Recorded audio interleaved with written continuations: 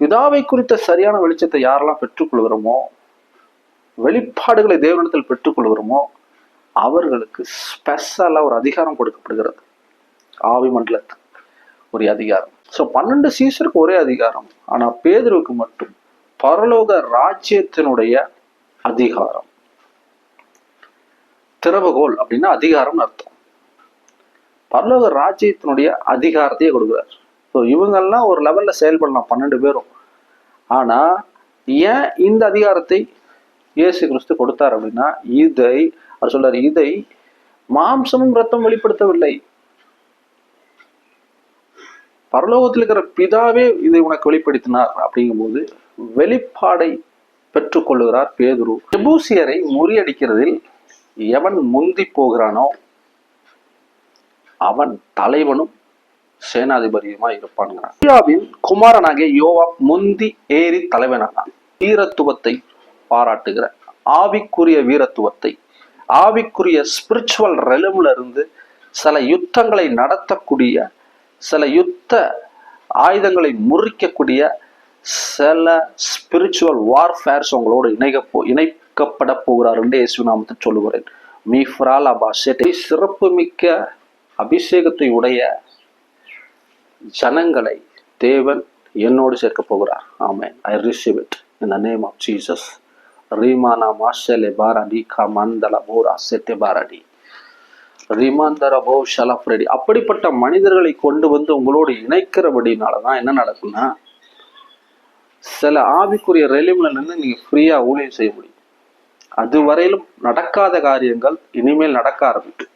நீங்க வீட்டுக்கு வர வேண்டாம், அதுக்கு நான் பாத்திரம் கிடையாது, நீங்க ஒரு வார்த்தை சொல்லுங்க அப்படிங்கிறான். அப்ப என்ன சொல்றாருன்னா, நான் ஒரு அதிகாரத்துக்கு உட்பட்டுக்கிறேன். ஒருவன் வாயண்டா வரான், போனா போறான்.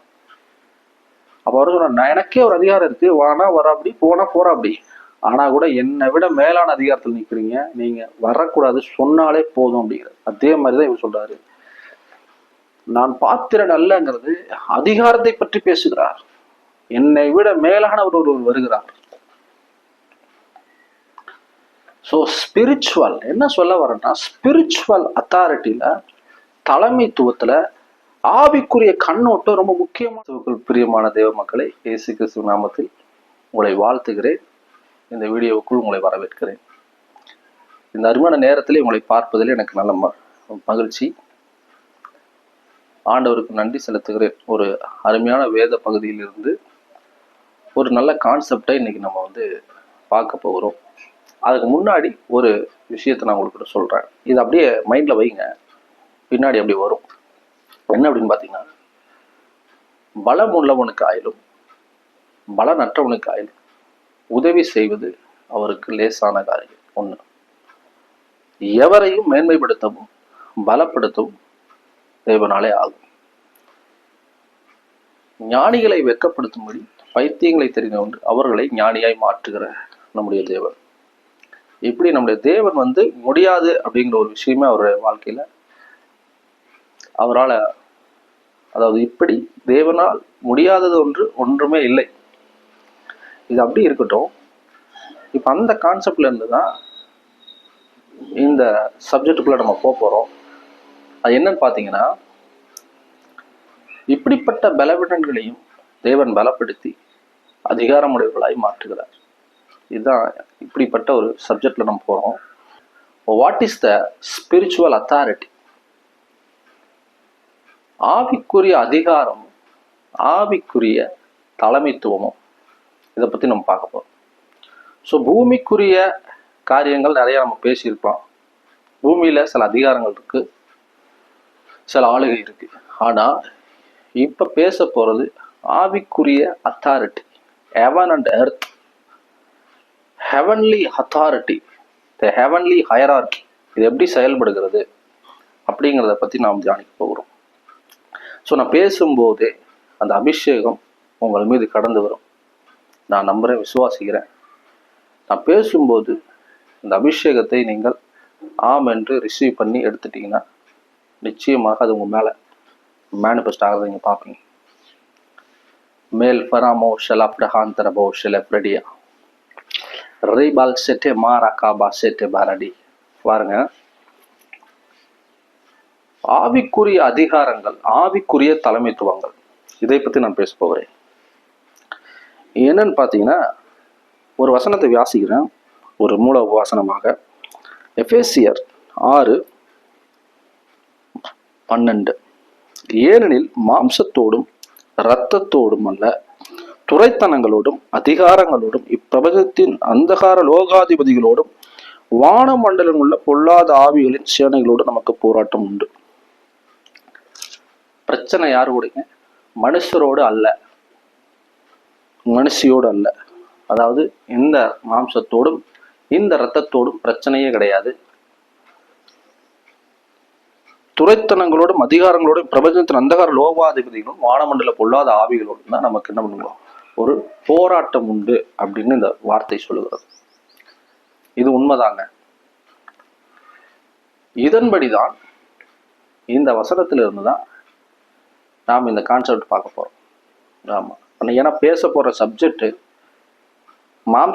மாம்சத்தோடு நடக்கிற சில யுத்தங்களை பார்க்க போறோம். அதுல இருந்தா இந்த இதுக்கு வரப்போறோம். பாருங்க, ஒரு தலைமைத்துவத்தை பத்தி பேச போகிறேன். பழைய ஏற்பாட்டுக்கும் புதிய ஏற்பாட்டுக்கும் எப்படி தலைமைத்துவங்கள் டிஃபரன்சியேட் ஆகுது, எப்படி வேறுபடுகிறது, மாறுபடுகிறது அப்படிங்கிறத பத்தி நாம இன்னைக்கு பார்க்க போறோம். பாருங்க, தாவீது ராஜா சாமுவேல் தீர்க்கதரிசி மூலமாக அபிஷேகம் பண்ணப்பட்டார். ஆனா அபிஷேகம் பண்ணப்பட்ட உடனேயே அவரு ராஜாவா ஆளுகை செய்யல. ஒரு ப்ராப்ளம் வருது, அந்த பிரச்சனையை மேற்கொள்றாரு, கோலியாத் அடிக்கிறாரு, அதன் மூலம் அவருடைய மேன்மை கூடுகிறது. அதுக்கப்புறம் பார்த்தீங்கன்னா உடனே சிங்காசனத்துல போய் ஆளுகை அதிகாரமா அவர் கிடைக்கல. பிரச்சனைகள், போராட்டங்கள் அவர் தொடர ஆரம்பிச்சு. சவுல் ஒரு பக்கம் துரத்துகிறாரு, பெலிஸ்த படைகள் ஒரு பக்கம் துரத்துகிறது. இப்படி தாவீதை யுத்த மனிதர்கள் துரத்தி கொண்டே வராங்க. ஒரு நாள் லைவ்ல இருக்க சவுல் ராஜா உடைய ராஜ்யபாரம் முடிவுக்கு வருகிறது. சவுல பாத்தீங்கன்னா, சவுலோடு பெலிஸ்தர்கள் பாருங்க, பெலிஸ்தர் பாருங்க, பெலிஸ்தர் இஸ்ரவேலோடு யுத்தம் பண்ணினார்கள். இப்ப சவுல நெருங்கி வர்றாங்க. சவுல் ராஜா சொல்றாரு, இந்த விருத்த சேதனம் இல்லாத கையில் நான் மறிக்கிறதுக்கு பதிலாக அவள் தன் ஆயுததாரியை நோக்கி, நீ என்னை கொல்லுடையா, உன் ஆயுதத்தை கொண்டு என்னை கொன்று, நான் அவன் கையில சாக மாட்டேன் அப்படின்னு சவுல் ராஜா சொல்றாரு. ஆனா அந்த ஆயுததாரி கொல்ல மாட்டேன்னு சொல்லும் பொழுது தன் ஆயுதத்தை எடுத்து நட்டி, அதுல 3வது பாருங்க, 1 வர சொல்லுங்க. சவுலுக்கு விரோதமா யுத்தம் பலத்தது, வில்வீரர் அவனை கண்டு நெருங்கி, அப்பொழுது சவுல் வில்வீரருக்கு மிகவும் பயப்பட்டு தன் ஆயுதரை நோக்கி, விருத்த சேதனம் இல்லாதவர்கள் என்னை அவமானப்படுத்தாதபடிக்கு பட்டயத்தை உருவி என்னை குத்தி போடு என்றான். அவன் மிகவும் பயப்பட்டதனால் அப்படி செய்ய மாட்டேன் என்றான். அப்பொழுது சவுல் பட்டயத்தை நாட்டு அதன் மேல் விழுந்தான். சவுல் பட்டயத்தை நாட்டு அதன் மேல் விழுந்தான் அப்படின்னு சொல்லப்படுகிறது. தற்கொலை செய்து கொண்டார் என்று சொல்லப்படுது. இப்போ தாவீதின் இப்போ சவுலின் ராஜ்யபாரம் முற்றிலும் கவிழ்ந்து போட்டது. இப்போ தாவீது பக்கமாக ராஜ்யபாரம் திரும்புகிறது. அதனாலதான் சொல்றேன், ராஜ்யபாரம் உங்களை நோக்கி வருகிறது. சில நேரங்கள்ல அபிஷேகம் பண்ணப்பட்டவர்களும் யுத்தங்கள், அவர்களுக்கு எதிரான யுத்தங்கள் நடந்து கொண்டே இருக்கணும். ஒரு பக்கம் இந்த பக்கம் ஒரு படைகள் துரத்துது, இந்த பக்கம் ஒரு படைகள் துரத்துது. அதையெல்லாம் மேற்கொண்டு வந்துகிட்டே இருக்கிறாரு. ஆனா கூட ஆளுகைக்குள்ள வரல. ஆனா ராஜா தான். ஆனா ஒரு சமயத்துல ராஜ்யபாரம் அவர் பக்கமாய் வருகிறது. இப்போது சவுல் மரித்த பின்பு யூத மக்கள், யூதா கோத்திரத்துக்காரர்கள் தாவீதை பாருங்க என்ன பண்ணாங்கன்னா அபிஷேகம் பண்ணினார்கள், தன் ராஜாவாக அபிஷேகம் பண்ணாங்க. 1 நாளாகவும் 11:1 என்ன சொல்லுதுன்னா, இஸ்ரவேலர் எல்லோரும் எப்ரோனில் இருக்கிற தாவீதினிடத்தில் கூடி வந்து, இதோ நாங்கள் உம்முடைய எலும்பும் உம்முடைய மாம்சமானவர்கள். சவுல் இன்னும் ராஜாவா இருக்கும் போதே நீர் இஸ்ரவேலை நடத்தி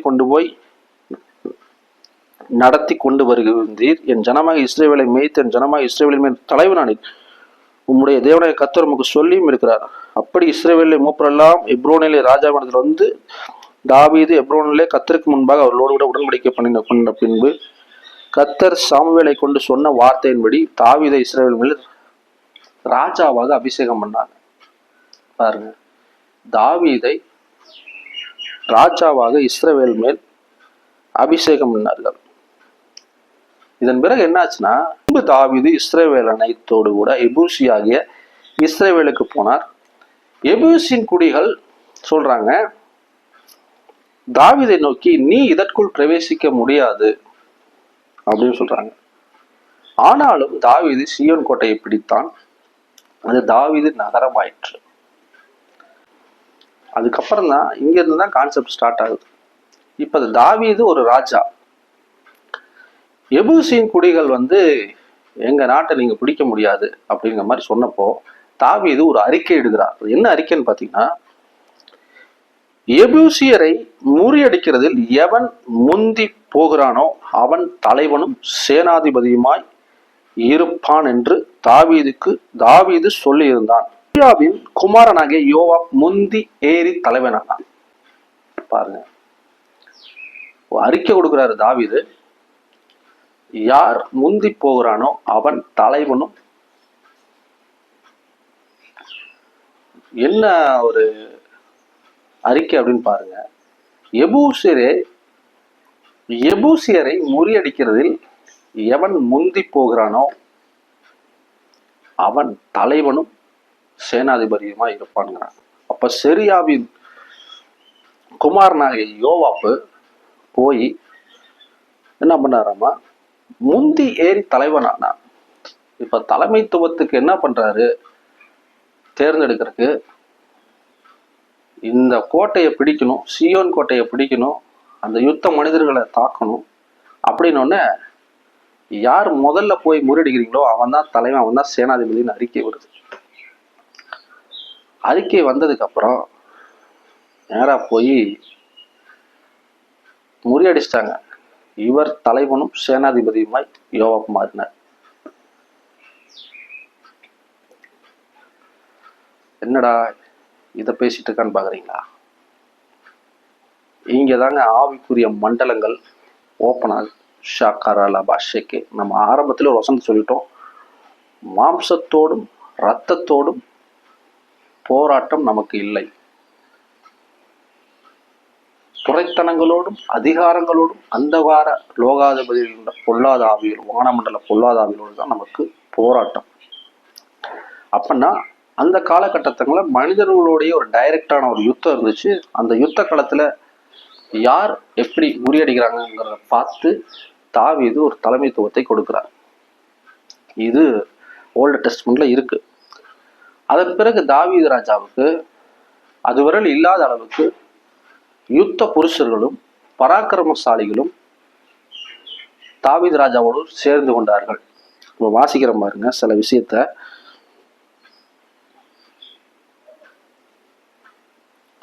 பாருங்க, தாவீது அந்த கோட்டையில் வாசம் பண்ணோம்னா தாவீது நகரம் எனப்பட்டது. பிற்பாடு நகரத்தை மில்லோ தொடங்கி சுற்றிலும் யோவாப் நகரத்தின் மற்ற இடங்களை பழுது பார்த்தான் தலைவன். தாவீது நாளுக்கு நாள் விருத்திருந்தான். சேனுடைய கர்த்தர் அவனோடு கூட இருந்தார். கர்த்தர் இஸ்ரவேலுக்கு சொன்ன வார்த்தையின்படி தாவீதை ராஜாவாக்கும்படி அவன் வசமாய் இருந்து ராஜ்யபாரம் பண்ணுகிற இடத்தில் சகல இஸ்ரவேலிடத்திலும் வீரத்துவத்தை பாராட்டின பிரதான பராக்கிரமசாலிகள். கொஞ்ச நேரம் பாருங்க, வாசிக்க வேண்டி வரும், நான் வாசிச்சிடுறேன். 1 நாளாகமும் 11வது அதிகாரத்துல நீங்க முழுசா வாசிச்சிருங்க.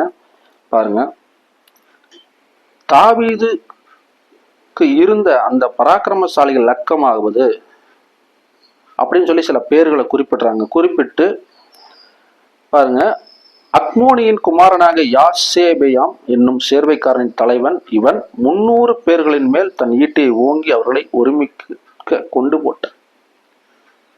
பாருங்க, தாவீதோடு பட்டயம் உருவத்தக்க அநேக பராக்கிரமசாலிகள் சேர்ந்து கொண்டதை போல உங்களோடு வீரத்துவத்தை பாராட்டுகிற ஆவிக்குரிய வீரத்துவத்தை, ஆவிக்குரிய ஸ்பிரிச்சுவல் ரெலம்ல இருந்து சில யுத்தங்களை நடத்தக்கூடிய, சில யுத்த ஆயுதங்களை முறிக்கக்கூடிய, சில ஸ்பிரிச்சுவல் வார்ஃபேர்ஸ் உங்களோடு இணைக்கப்படத்துவத்தை பாராட்டுகிற ஆவிக்குரிய வீரத்துவத்தை, ஆவிக்குரிய ஸ்பிரிச்சுவல் ரெலம்ல இருந்து சில யுத்தங்களை நடத்தக்கூடிய, சில யுத்த ஆயுதங்களை முறிக்கக்கூடிய சில ஸ்பிரிச்சுவல் வார்ஃபேர்ஸ் உங்களோடு இணைக்கப்பட போகிறார் என்று இயேசு நாமத்தை சொல்லுகிறேன். மீஃப்ரால் அபாஷேட். ஏன்னா ஒரு ராஜா அபிஷேகத்தோடு ராஜ்யபாரம் ஒரு ராஜ அபிஷேகத்தோடு ராஜ்யபாரம் பண்ணும்போது என்ன நடக்குன்னா, சில ஸ்பிரிச்சுவல் ரெலம்ல நிற்கக்கூடிய தேவ மனிதர்களை தேவன் உங்களோடு இணைப்பார். ஷாக்கா பாராடி மாவட்டங்கள் முழுவதும், பட்டணங்கள் முழுவதும், தேசம் முழுவதும் அல்ல, சில ஸ்பெஷலிஸ்டான சில ஸ்பிரிச்சுவல் ரெலம்ல இருக்கிற மக்களை தேவன் கொண்டு இணைப்பார். அப்படித்தான் இங்க தாவீதோடு இஸ்ரவேல் அனைத்திலும் இருக்கிற யுத்த புருஷர்கள் மொத்தம் 12 கோத்திரம் இருக்கா. அந்த 12 கோத்திரத்திலும் இருந்து ஒவ்வொரு ஸ்பெஷலான தேவன் இணைத்து வைத்தார். தாவீதுக்கு இருந்த அந்த பராக்கிரமசாலி இலக்கம் பார்த்து பார்த்தீங்கன்னா 300 பேர்களின் மேல் தன் ஈட்டியை ஓங்கி அவர்களை ஒருமிக்க கொண்டு போட்டான். இவனுக்கு இரண்டாவது அகோவியாவின் குமாரனாக தோத்தாவின் மகன் எலயாசார். இவன் 3 பராக்கிரமசாலியில் ஒருவன். பெலிஸ்தர் பெஸ்தலமில் இருக்கிற வாட்கோதுமை நிறைந்த நிலத்திற்கு யுத்தத்துக்கு கூடி வந்த போதும், ஜனம் பெலிஸ்தரை கண்டு ஓடின போதும் இவன் தாவீதோடே அங்கே இருந்தான். பாருங்க, பெலிஸ்தரை கண்டு எல்லா ஜனம் ஓடும் போது தாவீதோடு கூட அப்படி பக்கத்துல ஒரு பெரிய ஒரு மெய்க்காவலன் போல துணை நின்றான். அப்பொழுது அவர்கள் அந்த நிலத்தின் நடுவே நின்று அதை காப்பாற்றி பெலிஸ்தரை மடங்கடித்தார்கள். 2 பேர் சேர்ந்து மடங்கடித்தார்கள். அதனாலே கர்த்தர் பெரிய ரட்சிப்பை தந்தார். இந்த வீரத்துவத்தை பாராட்டின பராக்கிரமசாலிகளை குறித்த ஒரு ஹிஸ்டரி இங்க நான் பேசிட்டு இருக்கிறேன். 30 தலைவர்களில் 3 பேர் அத்துலாம் என்னும் கண்மலை கெபிலே தாவீதிடத்தில் போயிருந்தார்கள். பெலிஸ்தரின் பாளையம் ரெஃபாயிம் பள்ளத்தாக்கிலே இறங்குற போது தாவீது அரணான ஒரு இடத்தில் இருந்தான். அப்பொழுது பெலிஸ்தரின் தானியம் பெத்லகேம் இருந்தது. தாவீது பெத்லகேமின் நுழைமுறை வாசல் இருக்கிற கிணற்றின் தண்ணீர் மேல் ஆவல் கொண்டு, தாகத்திற்கு கொஞ்சம் தண்ணீர் கொண்டு வருகிறவன் யார் என்றார். அப்பொழுது அந்த 3 பேர் பெலிஸ்தரின் பாளையத்துக்குள் புகுந்து போய் பெத்லகேம் நுழைமுக வாசல் இருக்கிற கிணற்றிலே தண்ணீர் மோன்று தாவீதிடத்தில் கொண்டு வந்தார்கள். ஆனாலும் அவன் அதை குடிக்க மனதில்லாமல் அதை கர்த்தருக்கென்று ஊற்றி போட்டான். நான் இதை செய்யாதபடிக்கு என் தேவன் என்னை காத்து கடவர், தங்கள் பிராணனையும் எண்ணாமல் போய் அதை கொண்டு வந்த இந்த மனுஷரின் ரத்தத்தை குடிப்பேனோ என்று சொல்லி அதை குடிக்க மாட்டேன் என்றான். இப்படி அந்த 3 பராக்கிரமசாலிகளும் செய்தார்கள். யோவாப்பின் சகோதரனாக அபிசாய் இந்த 3 பேர்ல பிரதானமானவன். பாருங்க, அடுத்து ஒளிமுக வாசல்ல போய் பெத்லகேம் கிணற்றுல தண்ணீர் கேட்டாங்க. 3 பேரும் உள்ள பூந்து பெலிஸ்தருக்குள்ளேயே உள்ள பூந்து தண்ணியை கொண்டு வந்துட்டாங்க. அடுத்து இன்னொரு ஆட்களை பத்தி இன்ட்ரோடியூஸ் பண்றாங்க. யோவாப்பின் சகோதரனாகிய அபிசாய் அந்த 3 பேரில் பிரதானமானவன். அவன் தன் ஈட்டியை ஓங்கி 300 பேரை மடங்கடித்தனால் அந்த 3 பேரில் பெயர் பெற்றவனான. அப்போ ஒவ்வொருத்தருக்கும் அந்த 3 பேர் உள்ள பெலிஸ்தர்கள் பாளையத்துக்குள்ள போறாங்க. 300 பேர்ல ஈட்டிய ஒருத்தன் ஓங்கி அடிச்சு கொள்றான். அடுத்து தாவீதோட நின்று பெலிஸ்தரை காலி பண்றாங்க. இப்ப இங்க பேர் பாருங்க, இப்படி எல்லாரும் பாருங்க சொல்லிட்டு மடங்கெடுத்துல இந்த 3 பேர்ல அவன் பெயர் பெற்றவனானான். ஒவ்வொருவருக்கும் ஒரு சிறப்பான தன்மைகளை வைத்திருக்கிறார். இந்த 3 பேரில் அவன் மற்ற 2 பேரிலும் மேன்மையுள்ளவனானதினால் அவர்களில் தலைவனானால், ஆனாலும் அந்த முந்தின 3 பேருக்கு சம்மானம் அல்ல. ஆரம்பத்துல பார்த்தோம்ல அந்த 3 பேருக்கு இணை இல்லை, ஆனா கூட இவருக்குள்ள பெரிய சிறப்பு வச்சிருக்கிறார். அடுத்து பாசுங்க, பராக்கிரமசாலிய யோய்தாவின் குமாரனும் கப்சேயேல் ஊரமாகிய பெனாயாவும் செய்கைகளில் வல்லவனுமாயிருந்தான். அவன் மோவாப் தேசத்திலே 2 வலிமையான சிங்கங்களை கொன்றதும் அல்லாமல் உறைந்த மழை பெய்த நாளில் அவன் ஒரு கெபிக்குள்ளே இறங்கி போய் ஒரு சிங்கத்தை கொன்றான். கேட்கும் போதே உள்ள அறிகுது.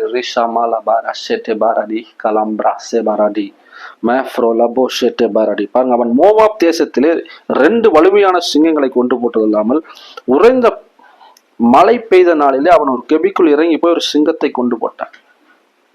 2 சிங்கத்தை கொன்றுகாரு.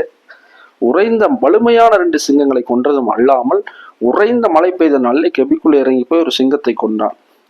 5 முழ உயரமான ஒரு எகிப்தியனையும் அவன் கொன்று போட்டான். அந்த எகிப்தியன் கையில் நெய்கிறவன் படைமர கனதியான ஒரு ஈட்டி இருக்கையில் இவன் ஒரு தடியை பிடித்து அவனிடத்தில் போய் அந்த எகிப்தியன் கையில் இருந்த ஈட்டியை பறித்து அவன் ஈட்டினாலே அவனை கொன்று போட்டான். மிகப்பெரிய வீர தத்துவத்தை பாராட்டின பராக்கிரமசாலிகளும் வில்வித்தைக்காரர்களும் பெரிய அளவில தாவீதோடு இருந்து யுத்தங்களை நடத்தி ரட்சிப்பை கொண்டு வந்த மனிதர்களை தாவீதோடு சேர்த்து வச்சார். அது வரைக்கும் தாவீது ஒரு சின்ன கூட்டத்தோட டிராவல் பண்ணிட்டே இருக்கிறார். ஆனா தாவீது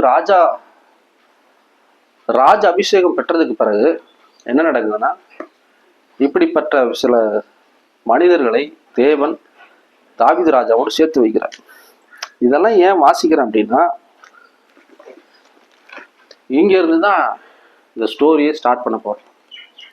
லேமானா ஷலா பராதுனமா ஷேல பிரேடியா லேபரமா டகா சேகே, இப்படிப்பட்ட உங்களோடு கூட ஸ்பிரிச்சுவல் ரெலும்ல நின்று சில ஆவிக்குரிய மண்டலங்கள்ல நின்று வேலை பார்க்கறதுக்கு தேவன் உங்களுக்காக சில தலைவர்களை உங்களுக்காக அனுப்ப போகிறார். ஏன்னா இந்த அதிகாரங்களை ஃபுல்லா வாட்ச் பார்த்தீங்கன்னா, இவன் அவனுக்கு சமமானவன் அல்ல, அந்த 3 பேருக்கும் இவர்கள் சமமானவர்கள் அல்ல, அந்த 30 பேருக்குள்ளும் இவர்கள் அந்த 3 பேருக்கு சமமானவர்கள் அல்ல. அப்படித்தான் ஃபுல்லா அந்த 2 அதிகாரங்கள் ஃபுல்லா எழுதப்பட்டிருக்கும். ஆனா ஒவ்வொருக்குள்ளும் ஒரு சிறப்பான காரியங்கள் இருக்கும். அப்படி சிறப்பு மிக்க அபிஷேகத்தை உடைய ஜனங்களை தேவன் என்னோடு சேர்க்க போகிறார். ஆமென். I receive it in the name of Jesus. ரீமானா மாஷலே பாரடி கமந்தல போரா செட்டே பாரடி ரிமாந்தர போ ஷலஃப்ரெடி, அப்படிப்பட்ட மனிதர்களை கொண்டு வந்து உங்களோடு இணைக்கிறபடினாலதான் என்ன நடக்கும்னா, சில ஆவிக்குரிய ரெலிம்ல நின்று நீங்க ஃப்ரீயா ஊழியம் செய்ய முடியும். அதுவரையிலும் நடக்காத காரியங்கள் இனிமேல் நடக்க ஆரம்பிக்கும். அதுவரையிலும் சில ரெலிம் ஓப்பன் ஆயிருக்காது. ஆனா ஆவிக்குரிய மனிதர்களை கொண்டு வந்து நிறுத்தி வேலை செய்யும் போது என்ன நடக்கும்னா, சில வெற்றிகள் உண்டாயிருக்கும். பார்க்காத மகிமையை பார்த்திருப்பீங்க. ஷாக்காரம். நான் சொல்றேன், இனிமேல் உங்க வாழ்க்கையில தேவன் கொண்டு வந்து இணைக்கிற ஆவிக்குரிய பிள்ளைகளோடு கூட இருந்து சில ரெலிம்ஸ் ஓப்பன் ஆகும். இயற்கைக்கு அப்பாற்பட்ட அற்புத அடையாளங்களை நிகழ்த்தக்கூடிய மாபெரும் வெற்றி தாவீதுக்கு கிடைத்தது போல வாழ்க்கையில மிகப்பெரிய வெற்றிகள் கிடைக்கும். தேசங்களை சுதந்திரித்துக் கொள்வீர்கள். தாவீதின் நகரம் எனப்பட்டது போல சில கோட்டைகளை, சில தேசங்களை பிடிக்கிற அளவுக்கு சில மனிதர்கள் வருவார்கள் என்று நான் இயேசுவின் நாமத்தில் சொல்லுவேன். இதை ஏன் சொல்றேன்னா, தாவீது ராஜா எப்படி தலைவனை தேர்ந்தெடுக்கிறார் தெரியுமா?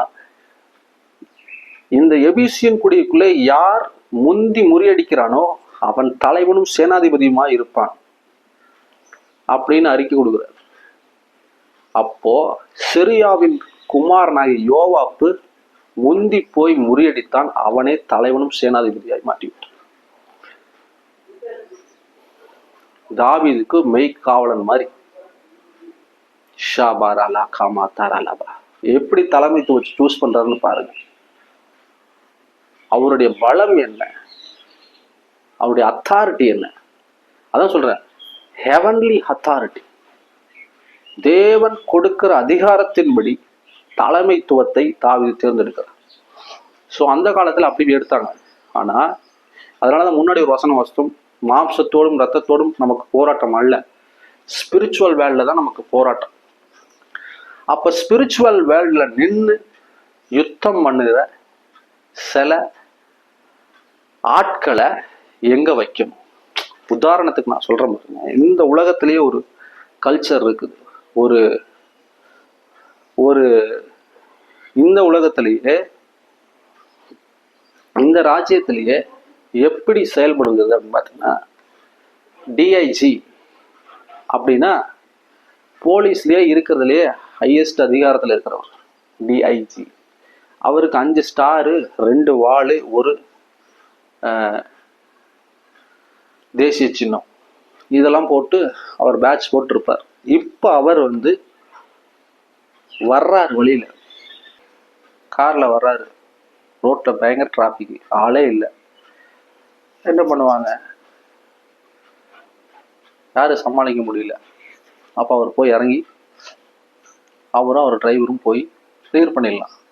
ஆனால் இதுவே டெய்லி காலையில் அவர் யூனிஃபார்ம்லாம் போட்டு வந்து அதே ரோட்டில் நின்று ட்ராக் கிளியர் பண்ணிட்டு இருப்பாரா? இல்லை.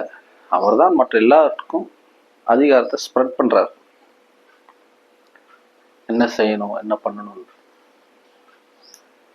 அப்போ இந்த உலகத்திலேயே இப்படிப்பட்ட சில அதிகாரங்கள் இருக்கும் பொழுது, ஆவிக்குரிய உலகத்திலே, ஆவி மண்டலத்துல இதே போல ஆவிக்குரிய அதிகாரங்கள், ஆவிக்குரிய தலைமைத்துவங்கள் ஒண்ணு இருக்கு.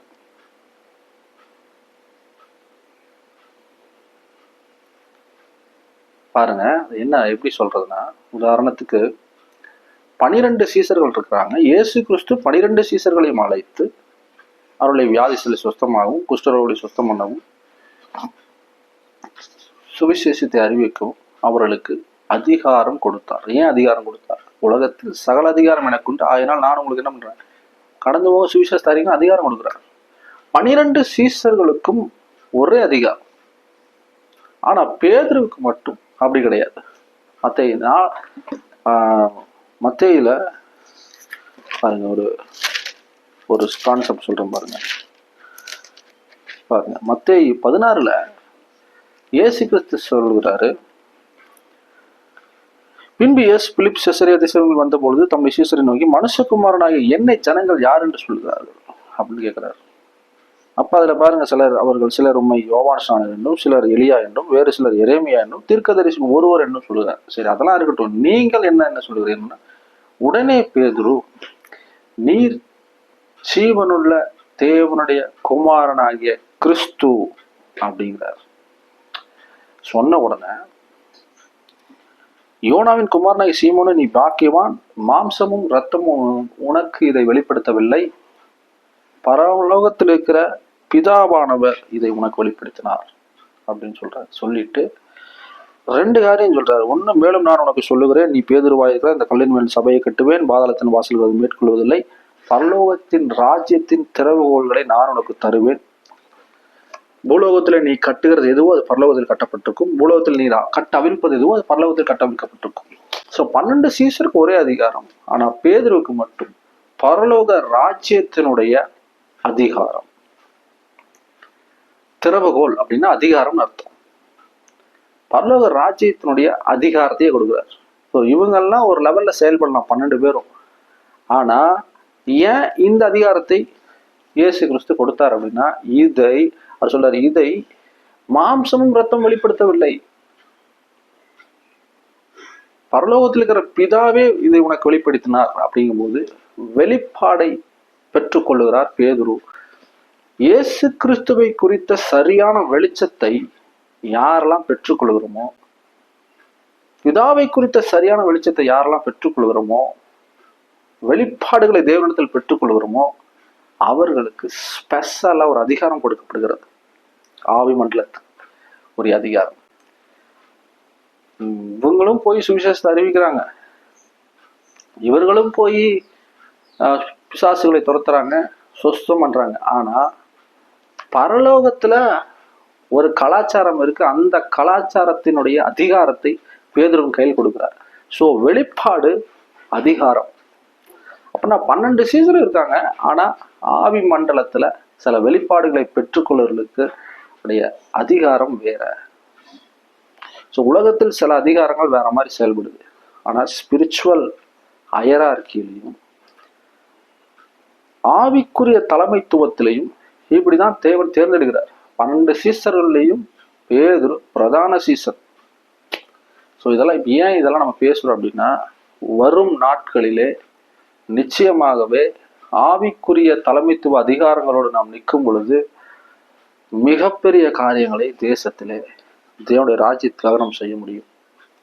ஆதி அப்போஸ்தலர் காலங்களில் நடைபெற்ற தேவ வல்லமையும் அபிஷேகமும் தேசத்தில் செயல்பட போகிறது தேசம் நான் சொல்லுகிறேன்.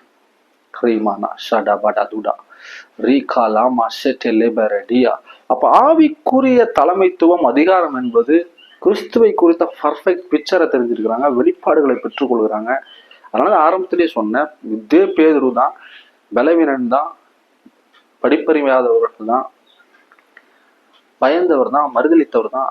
ஆனா பலம் உள்ளவனுக்காகவும் பலம் நற்றவனுக்காகவும் உதவி செய்வது அவருக்கு லேசான காரியங்கிற மாதிரி பரிசுத்தாவோட அபிஷேகத்தை பெற்றுக்கொண்ட பொழுது பேதுரு எழும்பிருந்து பிரசங்கிக்கிறார். தைரியமாய் பிரசங்கிக்கிறார், உரத்த சத்தமாய் பிரசங்கிக்கிறார். கிறிஸ்துவின் உயிர்த்தெழுதலை பற்றி பிரசங்கிக்கிறார். நீங்கள் கொலை செய்தீர்கள், பரிசுத்தாவினர் அவரை எழுப்பினார் என்று பேசுகிறார். 3000 பேர், 5000 பேர், திரளான ஜனங்கள்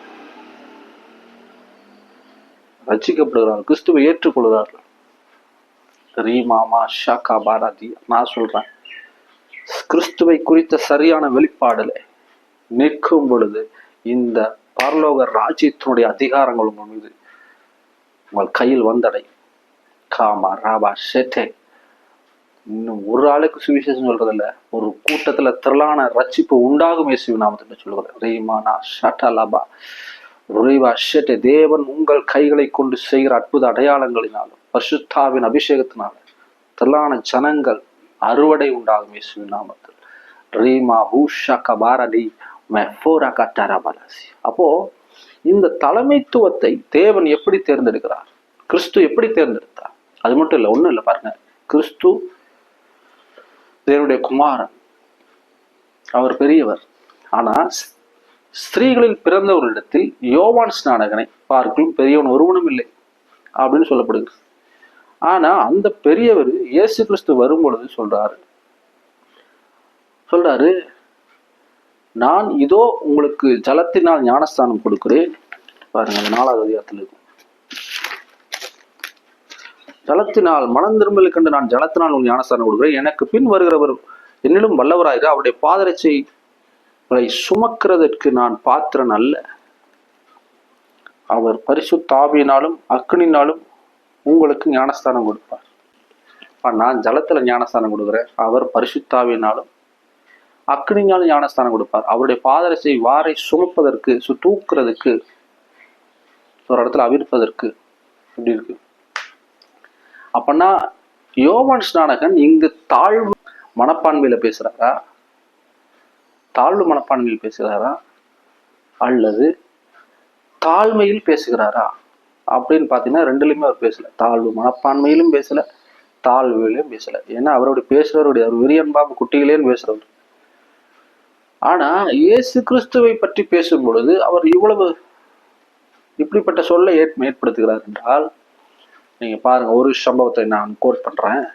100க்கு அதிபதினு ஒருத்தர் இருக்காரு. இயேசு கிறிஸ்துவிட்ட தன்னுடைய வேலைக்காரன் சுத்தமாகணும், அதுக்காக நிர்வாதமாக சுத்தம் பண்ணுங்கன்னு சொல்றாரு. ஆண்டவரே, நீங்க வீட்டுக்கு வர வேண்டாம், அதுக்கு நான் பாத்திரம் கிடையாது, நீங்க ஒரு வார்த்தை சொல்லுங்க அப்படிங்கிறான். அப்ப என்ன சொல்றாருன்னா, நான் ஒரு அதிகாரத்துக்கு உட்பட்டுக்கிறேன், ஒருவன் வாயண்டா வரான், போனா போறான். அப்ப அவர் சொல்ற, எனக்கே ஒரு அதிகாரம் இருக்கு, வானா வர அப்படி, போனா போறா அப்படி. ஆனா கூட என்னை விட மேலான அதிகாரத்தில் நிற்கிறீங்க, நீங்க வரக்கூடாது, சொன்னாலே போதும் அப்படிங்கிறது. அதே மாதிரிதான் இவர் சொல்றாரு. நான் பாத்திரன் அல்லங்கிறது அதிகாரத்தை பற்றி பேசுகிறார். என்னை விட மேலானவர் ஒருவர் வருகிறார். ஸோ ஸ்பிரிச்சுவல் என்ன சொல்ல வரேன்னா, ஸ்பிரிச்சுவல் அத்தாரிட்டியில, தலைமைத்துவத்துல ஆவிக்குரிய கண்ணோட்டம் ரொம்ப முக்கியமானது. வெறும் மாம்சத்துக்குரியவைகளை பார்த்துடக்கூடாது, அது பூமிக்குரிய அதிகாரத்தினுடையது, அது வேற மாதிரி. ஆனா ஆவிக்குரிய அதிகாரங்களை தேர்ந்தெடுத்து வைக்கும் பொழுது ஆவிக்குரிய ஸ்பிரிச்சுவல் ரிலேட்டட் ஆள்களை அங்க நிறுத்தணும். ரீபாலாபா ஷேட்டே பாரடி லேமாண்டா காரபா ரீஹோ ஷலப்ரடி அந்தலா. 12 சீசர், பேதுரு தனி. யோவான் ஸ்நானகன் பெரியவர்னா கிறிஸ்து அதை விட பெரியவர். ஏன்னா பரலோகம் அப்படி பார்க்கிறது. பூமியிலேயே ஒரு டிஐஜி டெய்லியும் காலையில யூனிஃபார்ம் எல்லாம் போட்டு டிப்டாப்பா வந்து பெரிய பென்ஸ் கார்ல வந்து இறங்கி காலையில டிராபிக் பார்க்க சொல்லுங்க, அது இந்த ராஜ்யம் ஏத்துக்காது. அதே போலதான் பரலோகமும் தேவ ராஜ்யத்தில் ஒரு மனுஷனுக்குன்னு ஒரு ரேங்கிங் இருக்கு. இந்த ஸ்பிரிச்சுவல் ரிலீவ்ல தேவ மக்களுக்குன்னு சில ரேங்கிங் இருக்கு.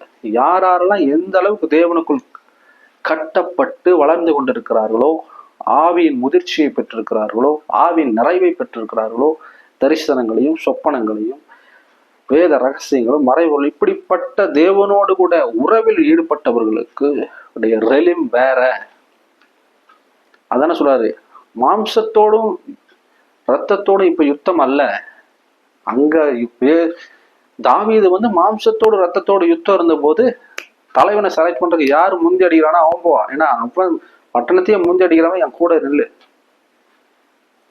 அப்படி நிற்கும் போது என்ன நடக்கும்னா, எவ்வளவு பெரிய பிரச்சனை இருந்தாலும் யோவாப் உள்ள அடிச்சு காலி பண்ணுவோம். அப்படி அதே போலதான் சில ராஜாக்களோடு தேவ ஊழியனோடு ஒரு ஸ்பிரிச்சுவல் ரெலம்ல சிலதை அறிஞ்சுகிட்ட சிலதை புரிஞ்சுகிட்ட அபிஷேகத்தை பெற்றுக்கொண்ட வரங்களை உடையவர்களைத்தான் அந்த தலைமைத்துவ அபிஷேகத்துல கொண்டு போய் தேவன் நிறுத்துறார். இதுதான் உண்மை. உண்மையை தவிர வேறொன்றும் இல்லை. சரி, ஓகேப்பா, அப்படிதான் நிப்பாட்டுறாங்க. அப்போ அந்த டிஐஜி காலையில டெய்லியும் அந்த வேலை செய்ய முடியாது. இந்த ராஜ்யமும் ஒத்துக்காது. அப்ப பரலோகம் ஏற்றுக்கொள்ளாது. பரலோகம் ஏற்றுக்கொள்ளாது. நீ என்ன ரேங்கிங்ல இருக்கோ அந்த ரேங்கிங்ல உன்னை விடு, இல்லைன்னா நீ கிளம்பி வா அப்படின்றவர். 100% சொல்றேன். மாஷே பாராடியா. ஏன்னா கடவுள் ஒரு மனிதனை தெரிந்து கொண்டார் என்றால் அவரை கனவீனப்படுத்த விட மாட்டாங்க. மோசையை தெரிந்து கொண்டிருந்தாரு. மோசையை எல்லாரும் கனவீனப்படுத்திட்டு இருக்கிறாங்க, முறுமுறுத்து கொண்டிருக்கிறார்கள். தேவன் மோசையை நிறுத்தி ஒரு காரியத்தை செஞ்சு காட்டாரு. நீ மட்டும் இந்த பக்கம் வா. கோராகின் கூட்டத்தார்கள் பிளந்தது. ஷாக்காராபா. தேவன் ஒரு மனிதனை தெரிந்து கொண்டால் அவரை கனப்படுத்துவார், கனவீனப்படுத்த மாட்டார். பலப்படுத்துவார், பலவீனப்படுத்த மாட்டார். மேன்மைப்படுத்துவார், கீழாக்க மாட்டார். அதான் சொல்றேன், பேதுருவை தெரிந்து கொண்ட பொழுது அவருடைய வாழ்க்கையில் ரொம்ப சாதாரணமான எளிமையான மக்கள், படிப்பறிவு இல்லாம பேதமையாளர்கள். ஆனா ஆவியானவர் எடுத்து வல்லமையாய் பயன்படுத்தின அதிகாரங்களை தேவன் கொடுத்தார். அப்படித்தான் நான் சொல்றேன். ரீமா காத்தா பாரா ஷேக்கே பரடியா ரூடபா ஷட்ட பரடி கரலபா. ஹல்லேலூயா. ஷேக்கே பரடி. அப்போ எல்லாத்துலயுமே ஒரு ஸ்பிரிச்சுவல் பார்வை ஒன்று இருக்கிறது. இயேசு கிறிஸ்து பாருங்க, அங்கிருந்து நாத்தான்வேல் வராரு. வரும்போது சொல்றாரு, வா கபடட்ட உத்தம இஸ்ரவேலா அப்படிங்கிறார். எப்படி பார்க்கிறாரு? ஆவிக்குரிய ஒரு தேவ மனிதனாகி நாம் ஒரு ஆவிக்குரிய பார்வையில் பார்க்க வேண்டும். யார் இவர்? இவர்கிட்ட என்ன இருக்குது? இவர் எங்க நிறுத்தணும்? ஊழியத்தில் எப்படி பயன்படுத்த வேண்டும் அப்படிங்கிறது புரிந்து சபையை நடத்துற போதகர்களும் தலைவர்களும் இன்றைக்கு அப்படி பார்க்கணும். பூமிக்குரிய கட்டமைப்புல நீங்க என்ன வேணா பண்ணிக்கலாம். ஆனா ஆவிக்குரிய கட்டமைப்பு, ஆவிக்குரிய ரெலிம் என்பது வேற அயரார்கி. அந்த அயரார்கியே வேற. பரலோகம் அங்கீகரிக்காது. சொல்றாரு, ஒரு பட்டணத்துக்குள்ள போங்க, ஒரு வீட்டுல தங்குங்க, அந்த வீட்டுக்கு சமாதானத்தை கூறி நற்செய்திகளை சுவிசேஷமா அறிவுங்க. ஏற்றுக்கொண்டால் அவருக்கு பாத்திரன், இல்லை அப்படின்னா காலில் படிந்த தூசியை உதறுங்கிற.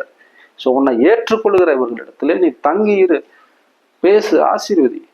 உன்னை கனவீனப்படுத்துற இடத்துல அப்படி இல்லை. இயேசு கிறிஸ்து அசட்டை பண்ணப்பட்டார் என்று எழுதியிருக்கிறது. ஆனா அசட்டை பண்ண இடத்துலயே இருந்தாரா? இல்லை. ஏற்றுக்கொள்ளலைன்னா தான் பிறந்து வளர்ந்த ஊரிலே இயேசு கிறிஸ்துவை தச்சன் என்றும் யோசேப்பின் குமாரன் என்று சொல்லும் பொழுது அங்க வேற நாள் இடங்கள்ல செய்த அற்புதங்களையும் அடையாளங்களையும் பெரிய காரியங்களை அங்க செய்ய முடியல, கடந்து போனார்னு எழுதியிருக்கிறது.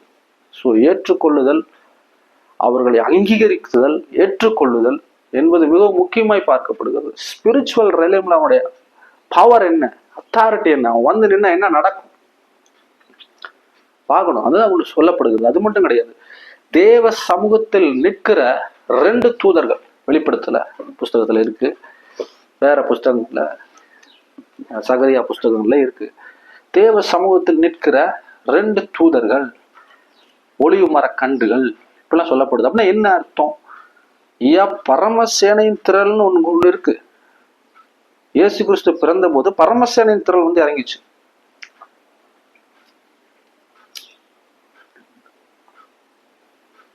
ஆனா 2 தூதர்கள், மிகாவேல், கபிரியேல், ரஃபேல், பல தூதர்கள் பெயர் இருக்கு. அவர்களுடைய பவர் வேற. பிசாசுகளை அழிப்பதும், தேவனிடத்தில் நற்செய்திகளை கொண்டு வருவதும், ஜனங்களை சுகமாக்குதலும், இப்படி பவர்ல இருக்கிற தூதர்களையுமே தூதர்களே டிஃபரன்சியேட் பண்றாரு. அப்படி இருக்கும்போது ஆவிக்குரிய கட்டமைப்பை பண்ணக்கூடியவர்கள், ஆவிக்குரிய தலைமைத்துவத்தை தேர்ந்தெடுக்கக்கூடியவர்கள், உங்ககிட்ட பெரிய சபை நடத்துறீங்க, திரளான ஜனங்கள் வந்து கொண்டிருக்கிறார்கள். இன்னும் பெரிய ஆதி அப்போஸ்தல நாட்களிலே நடந்த காரியங்களை மீண்டும் நாம் பார்க்க வேண்டும் என்றால் நம்ம கூட யாரை எப்படி நிறுத்தணும், எந்த இடத்துல எங்க ஆளை செட்ரேட் பண்ணணும், இது எல்லாமே இந்த ஆவிக்குரிய தலைமைத்துவத்திலிருந்து கண்ணோட்டமாய் பார்க்க வேண்டும். மே ஃபாரபா ஷெட்டே பாரடி கபாரா ஷெட்டே. இயேசு கிறிஸ்து சீசர்கள் ஏதாவது முறுமுறுத்தாலோ ஏதாவது பண்ணாலோ இல்லை பரிசேரும் சதிசேரும் ஏதாவது யோசித்தாலோ உங்கள் இருதயங்களில் ஏன் பொல்லாதவர்களை சிந்திக்கிறீர்கள் என்று ஆவிக்குரிய பார்வை பார்க்க வேண்டும். மாம்சத்துக்குரிய பார்வை அல்ல, ஆவிக்குரிய பார்வை. ஸ்பிரிச்சுவல் ஐஸ் ஓப்பன் பண்ணணுங்க. அந்த ரெலிம்லாம் வேற. ஒரு மனிதனை பார்க்கும்போது யார் இவருக்குள்ள என்ன கிருபைகள் இருக்கு, கொஞ்ச நாள் டிராவல் பண்ணாலே. அப்போ இதை கேட்கிற அன்பு சகோதரனே சகோதரி, நீங்கெல்லாம் வளர்ந்து வரும் பொழுதும் அல்லது நீங்கள் சபை நடத்துற போதர்களா இருப்பீர்களானால் இதை கேட்கும் பொழுதும் உங்கள் ஊழியங்களில் பயன்படுத்தும் பொழுதும் தாளந்தும் கிருபைகளும் வரங்களும் உள்ளவர்களை எடுத்து எந்த இடத்துல அவர்களை பயன்படுத்தணும் என்கிற அதுல பயன்படுத்துங்க. ஊழியம் சிறப்பாய் வரும், வல்லமையா எழும்பும். ஆதி அப்போஸ்தலர் நடந்த அற்புத அடையாளங்களோடும் அபிஷேகத்தோடும் திரளான சாட்சிகளோடும் ஊழியம் நடக்கும் நான் சொல்றேன். இயேசுநாமத்தில். ரிபா ஷெடெபா ருபலா ஷகரானாமா ஷெடெ பேரே தேரியா கரலபா ரீமாரா பூஷக தரலபா. அப்ப 12 சீசர்கள் இருக்கிறாங்க. கிரேக்கத்தாலையா நடந்த அப்போஸ்தலர் 6ஆம் அதிகாரத்துல ஒரு சம்பவம் சொல்றேன் பாருங்க. ஒரே சம்பவம். அப்போஸ்தலர் 6. அப்போஸ்தலர் 6ல பாருங்க. அந்நாட்களில் சீசர்கள் பெருகின போது கிரேக்கரானவர்கள் தங்கள் விதவைகள் அன்றாட விசாரணை திட்டமாய் விசாரிக்கப்படவில்லை என்று எபிரேயருக்கு விரோதமாய் முறுமுறுக்கிறார்கள். விதவைகள் சரியாய் விசாரிக்கப்படவில்லை.